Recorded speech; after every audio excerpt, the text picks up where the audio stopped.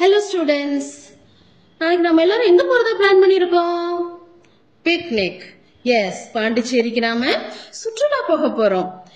நாளைக்கு 8:30 மணிக்கு பஸ் ரெடியா இருக்கும். 8:15 எல்லாரும் உங்களுக்கு என்னென்ன திங்ஸ் தேவையோ எல்லாத்தையும் எடுத்துட்டு ரெடியா டுப்பீஸ் அரேனால அசம்பிள் ஆகிடணும். நான் அட்டெண்டன்ஸ் எடுப்பேன். அதுக்கப்புறம் தான் நீங்க பஸ்ல ஏறணும்.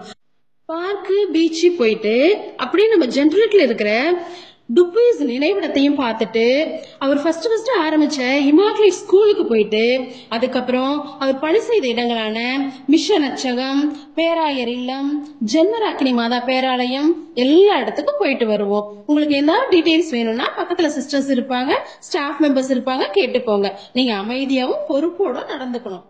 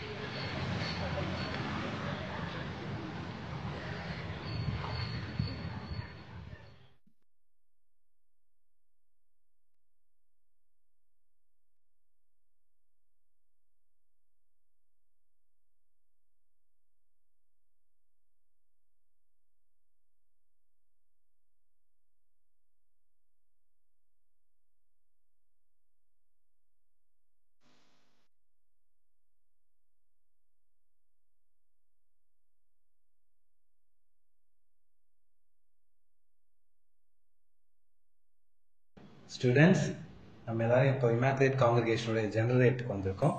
இந்த ஜெனரேட்டோடைய என்ட்ரன்ஸில் தான் நம்ம ஃபவுண்டர் ஃபாதருடைய கல்லறை இருக்குது. நம்ம எல்லாரும் உள்ளே போய் அமைதியாக ப்ரே பண்ணிட்டு வந்துடலாம்.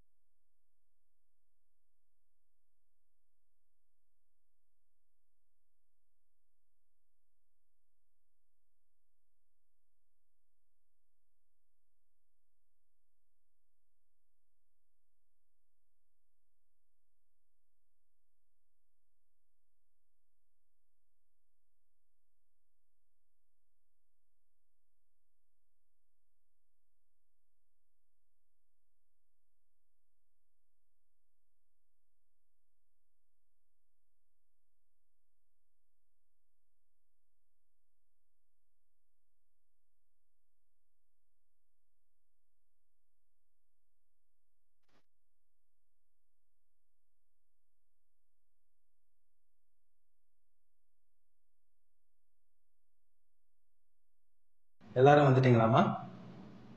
நீங்களாம் பஸ்ஸில் போயிட்டே இருங்க. நான் போய் திவ்யாவை கூப்பிட்டு வரேன்.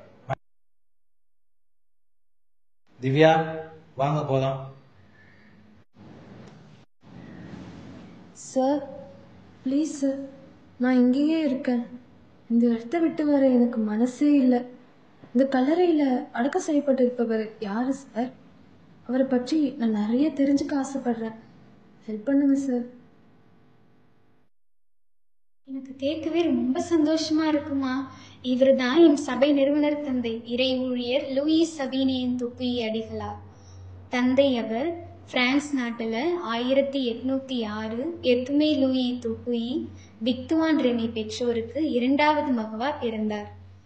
விளையும் பயிர் முளையிலேயே தெரியும்னு சொல்லுவாங்கள்ல, அதுபோல தந்தையவர் சிறு வயதிலேயே நற்பண்பிலும் இறை நம்பிக்கையிலும் சிறந்து இறைவன் மீது கொண்ட பக்தியினால இறைவனுக்கு தொண்டாற்றுவதற்காக குருமட பயிற்சியில சேர்ந்து 1829 அதாவது இளம் வயதான 23 வயதில் குருவாக திருநிலைப்படுத்தப்பட்டார்.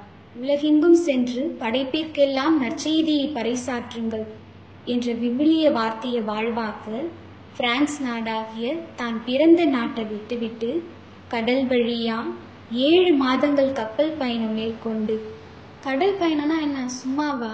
கஷ்டமான காரியம் அந்த காலத்துல. கடல் பயணத்தின் போது அவருடைய உடைமைகள் எல்லாம் களவு போயிடுச்சு.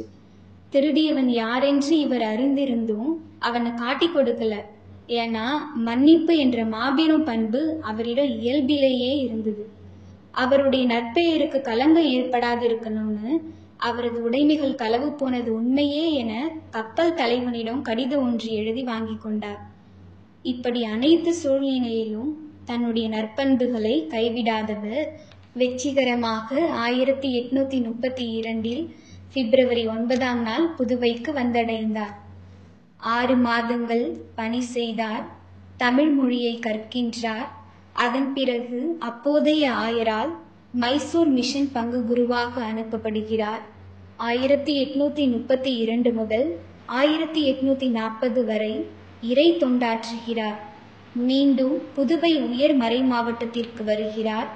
இங்கு குருமட அதிபராகவும் மிஷன் அச்சக மேலாளராகவும் புதுச்சேரி மாமன்ற பொருளராகவும் பணியாற்றினார். 18ஆம் நூற்றாண்டுல தந்தையவர்கள் வாழ்ந்திருந்தாங்க. அந்த காலத்துல அடுப்போதும் பெண்களுக்கு கல்வி எதற்குன்னு பெண்கள்லாம் ஒரு அடிமைகளாக தான் கருதப்பட்டாங்க. இதை பார்த்த துப்புயி தந்தை பெண்களுக்கு கல்வி கற்பிக்கணும், அதன் வழியாகத்தான் தரமுள்ள குடும்பங்களை உருவாக்க முடியும்னு உணர்ந்து இந்திய பெண்களுக்கான ஒரு துறவற கன்னியர் சபையை உருவாக்குவதற்குரிய பொறுப்பேற்று பல்வேறு பணிகளின் நெருக்கடிக்கு மத்தியில 1844 அக்டோபர் 16ஆம் நாள் நம் சபையை நிறுவினார்.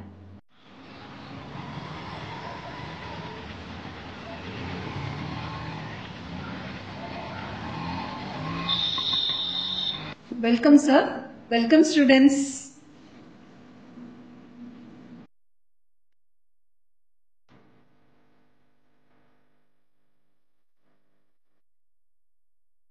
நீங்க ஆச்சரியமா பார்க்குற இந்த ஸ்கூல் புதுவை இமாக்குலேட் சபை நிறுவனரான தந்தை இறை ஊழியர் லூயிஸ் சபேனியன் தூப்பை அடிகளாரால் 1844ஆம் ஆண்டு அக்டோபர் 17ஆம் 2 அருட்சகோதரிகளையும் 2 மாணவிகளையும் கொண்டு தொடங்கப்பட்ட முதல் பள்ளி.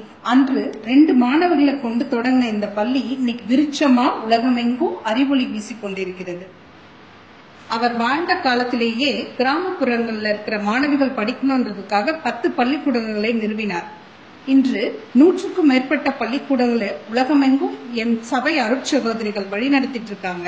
அதன் மூலமா சமுதாயத்திற்கு பயனுள்ள மாணவிகள் பல பேர் உருவாயிருக்கிறாங்க அப்படின்றதும், நானும் இப்பள்ளியில படித்து இன்னைக்கு இமாக்குலேட் கல்வியியல் கல்லூரியில ஒரு ஆசிரியரா பணிபுரிகிறேன் அப்படின்றதும் பெருமகிழ்ச்சிக்குரிய விஷயமா உங்களோட நான் பகிர்ந்து கொள்கிறேன்.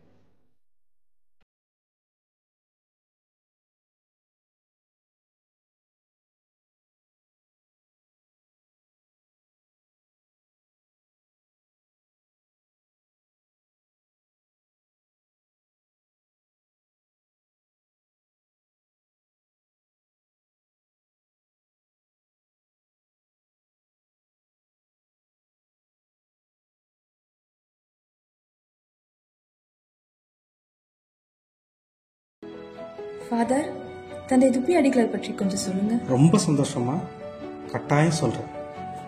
அதோ அங்க தெரியுது பாரு, அதுதான் பேராயர்களுடைய இல்லம். இவர் வாழ்ந்த காலத்துல 3 ஆயர்களுக்கு பரிபாலர்களா பணியாற்றிருக்கார். அது மட்டுமல்ல, இதோ இங்க பாரு, இந்த மிகப்பெரிய மிஷன் அச்சகத்துல மேலாளராக 33 ஆண்டுகள் பணியாற்றிருக்கார். இங்கேதான் அவரது அறை இருந்தது. பழைய கட்டிடமா இருந்ததால இங்கு புதிய கட்டடம் கட்டணும். அவர் இந்த அறையில தங்கல, ஆயருக்கு பணி செய்ததால அங்கேயே தங்கிட்டார். இதுதான் பாண்டி கடலூர் மறைமாவட்ட ஆயர்கள் குருக்கள் இறந்துட்டாங்கன்னா அடக்கம் செய்யற கல்லறை தோட்டம். நீ பார்ப்பது புதுப்பிக்கப்பட்ட தோட்டம். அங்கே ஆயர்கள் அடக்கம் செய்வாங்க, இங்கே எம்இபி ஃபாதர்ஸ், அருகில் ஜெசிட் ஃபாதர்ஸ், இந்த இடத்துல இந்திய குருக்கள் அடக்கம் செய்வாங்க.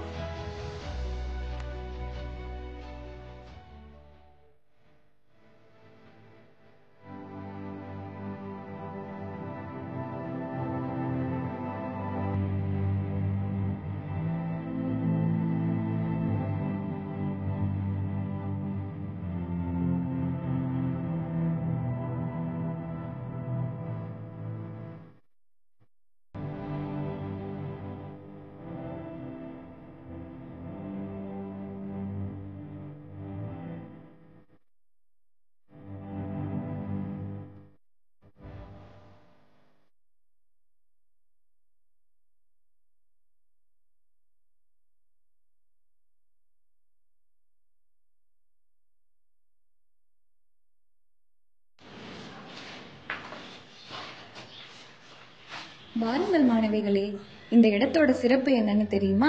இதுதான் நமது நிறுவன தந்தை துப்பை அடிகளார் 1840 1874 வரை பயணித்த மிஷன் அச்சகம். இங்கதான் துப்பை அடிகளார் தன்னோட இறை பணியையும் மக்கள் பணியையும் தன்னோட இரு கண்களாக நினைத்து சிறப்பா பணியாற்றிய புனிதமான இடம்.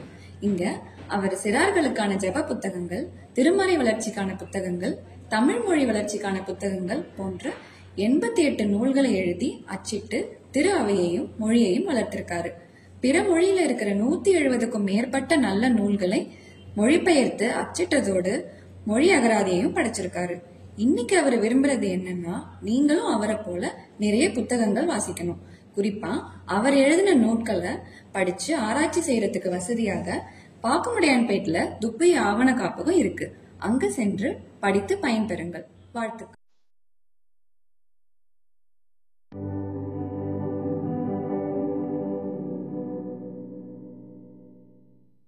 இது போலவே தந்தை துப்பை நினைவாக பாக்குமுடையான்பேட்டில் துப்பை அச்சகம் நமது சபை சகோதரிகளால சிறப்பாக நடத்தப்படுகிறது.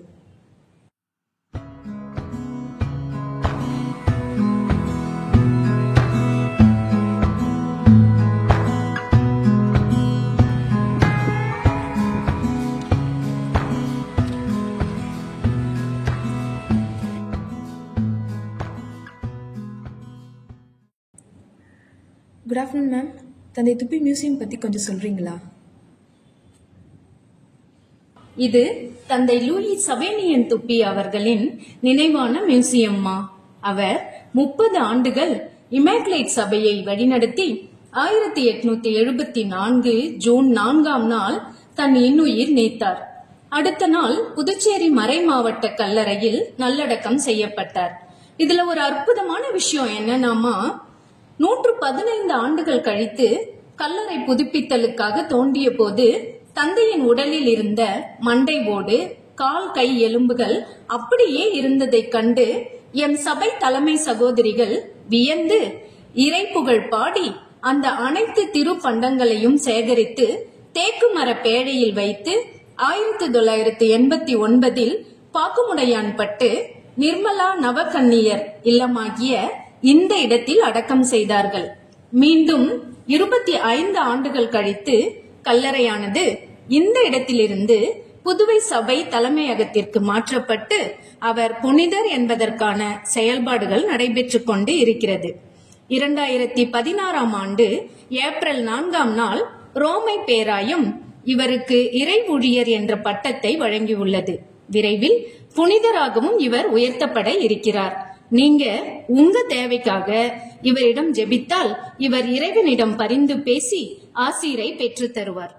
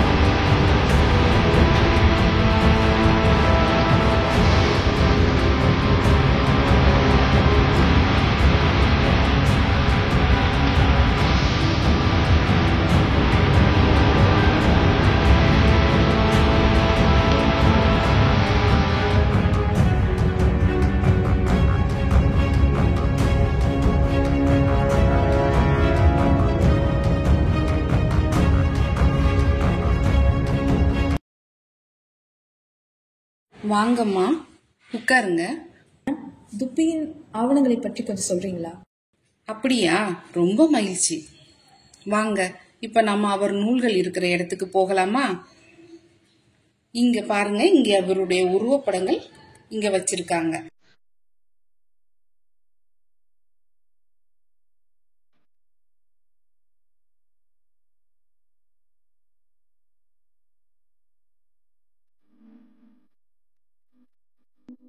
வாங்க, நம்ம இப்ப அவர் எழுதிய நூல்கள் வைக்கப்பட்ட இடத்துக்கு போகலாம்.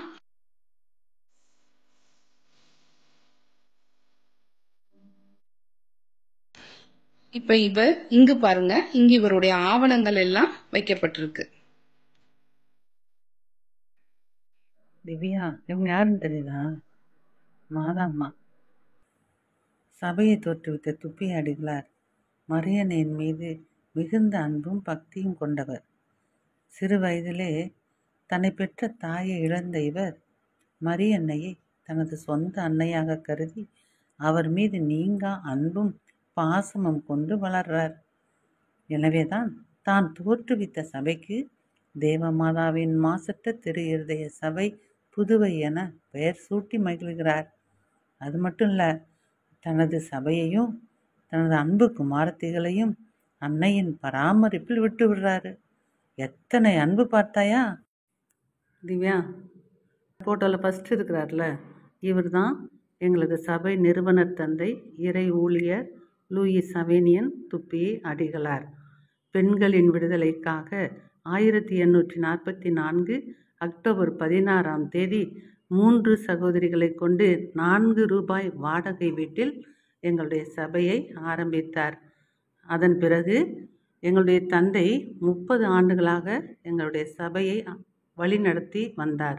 அதன் பிறகு இங்கிருக்கிற அருட்தந்தையர்கள் எல்லாம் எங்களுடைய சபையை வழிநடத்தினார்கள்.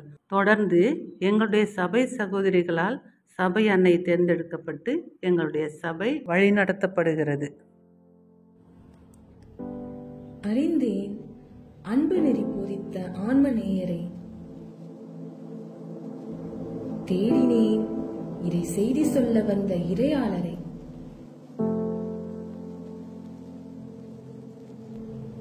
பயணிக்கின்றேன் கல்வி ஒளி தந்த பகலவன் பாதையில்.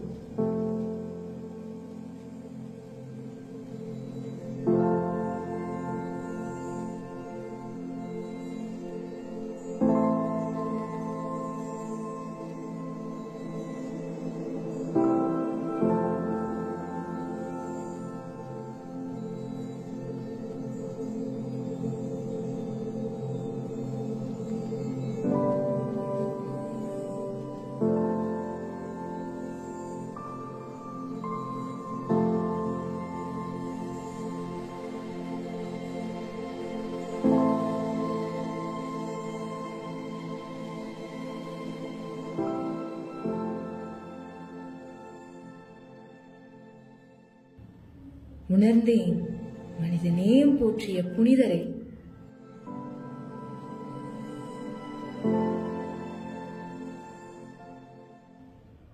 கண்டேன் கடல் கடந்து வந்த கருணை வல்லலை.